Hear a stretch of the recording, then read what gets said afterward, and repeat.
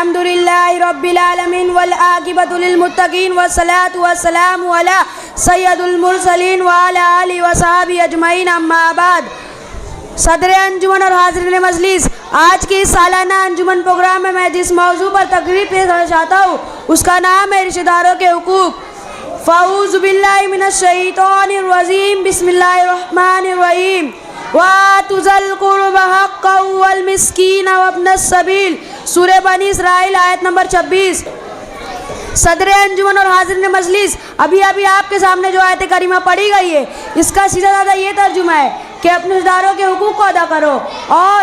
مسکینوں اور مسافروں کا اس آیت کریمہ سے یہ معلوم ہوتا ہے کہ اپنے رشتہ داروں کے مالی اور اخلاقی ہر قسم کے حقوق کو ادا کرو، اور اپنے مسکینوں اور مسافروں کی خبر رکھو، اور جیسے کہ اللہ فرماتا ہے وَاتَّقُوا اللَّهَ الَّذِي تَسَاءَلُونَ بِهِ وَالْأَرْحَامَ،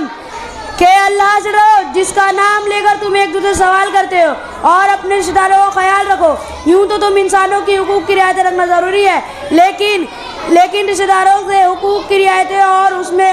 نے سلوک میں مزید اہتمام ضروری ہے، اور قرآن مجید میں صاف طور پر حکم ہے وَأُولُو الْأَرْحَامِ أَوْلَىٰ بِبَعْضِهِمْ فِي كِتَابِ اللَّهِ، سورہ الحجاب آیت نمبر 6، کہ رشتے والی اللہ کی کتاب میں ایک دوسرے کے قریب تر ہے، اور ایک مقام پر ارشاد ہے بے شک اللہ تعالیٰ انصاف اور اس نے سلوک اور قریب داروں یعنی رشتہ داروں کو دینے کا حکم دیتا ہے۔ میرے اسلامی بھائیوں، قرآن مجید کے علاوہ حدیث نبیوں میں بھی رشتہ داروں کے حقوق کو بیان کیا گیا ہے، اور جیسے کہ اللہ کے نبی رسول صلی اللہ علیہ وسلم فرماتے ہیں یا ایھا الناس افشوا السلام واتموا الطعام وصلوا الارحام وصلوا باللیل والناس نعمۃ ادخلوا الجنۃ بالسلام،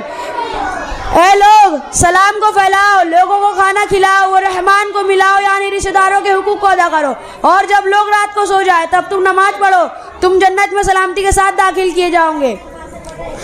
اور اس حدیث کے اندر رشتہ داروں کے حقوق کو ادا کرنا اور ان کے ساتھ تعلقات قائم کرنے پر جنت کی خوشخبری سنائی گئی ہے، اور دوسری حدیث میں ایسا نہ کرنے پر جہنم میں ٹھکانہ بتایا گیا ہے لا يدخل الجنۃ قاطع الرحیم، کہ رشتے توڑنے والا جنت میں نہیں جائے گا۔ اور ایک حدیث میں اللہ کے رسول صلی اللہ علیہ وسلم نے فرمایا کہ رحیم کا تعلق رحمان سے جڑا ہوا ہے، پاس جو کوئی اس سے اپنے آپ کو جوڑ لیتا ہے میں بھی اس کو اپنے آپ سے